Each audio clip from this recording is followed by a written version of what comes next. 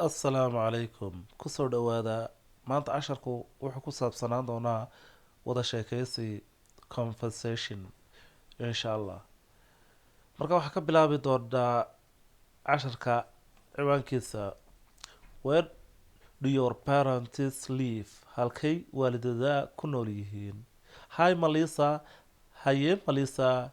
Are you going home this weekend? Ma waxaad tegaysaa gurigaagii weekend dhamaadkiisa? No, not Maya. No Maya, not ma tegayo this weekend dhamaadkiisa. I have too much work to do. Waxa ii taalaa ama aan hayaa shaqo fara badan. Shaqada igu badan macnaha. Where do your parents live? Halkay ku nool yihiin waalidada? My father, aabahay, lives wuxuu ku nool yahay in Washington DC. Washington DC buu ku nool yahay. How about your mother? Waa sidee hooyada? My mother, hooyaday, died waxay dhimatay 2 years ago. 2 sano ka hor bay dhimatay. Oh, I'm sorry. Waan ka xumahay. To hear that inaan taa maqlo. Is this your father still walking? Is your father still walking? Aabaha weli muu shaqeeyaa? No Maya.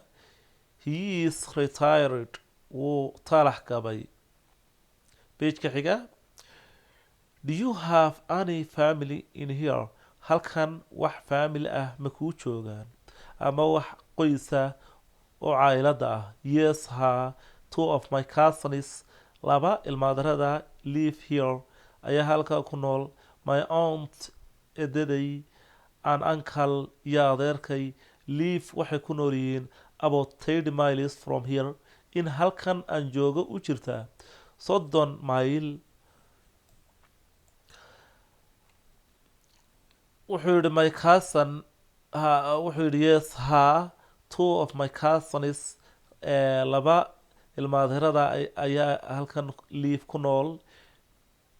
2 of my cousins, laba ilmaadirada ayaa live here halkan ku nool.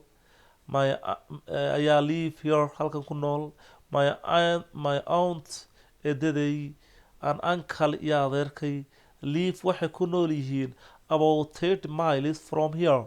Halkan in u jirtaa 30 mayl. Do you have any brothers and sisters? Ma leedahay wax walaalo ah iyo wax inama waa walaalatiin iyo wax hablo oo aad walaalatiin? Yes, ha. I too waan leeyahay 2 brothers, laba walaalaa, live in New York. Waxay ku nool yihiin New York. And sisters iyo laba gabdhoodoo aan walaalanahay who lives kuwaasoo ku nool in Boston. Magaalada Boston la yidhaahdo. Do you see them a lot? Badanaa ma aragtaa iyaga? Not as much, ma badnaa as I'd like to. Sidaan jecelahay ma badnaa intaan is aragnaa. I usually badanaa just on holiday. Waxaan is aragnaa buu yidhi fasaxyada like holiday, fasaxyada like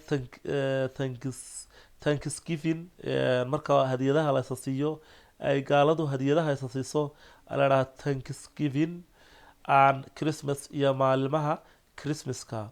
Insha Allah casharka sii share garaya gaarsiiya walaalaheen si uu inoogu bato.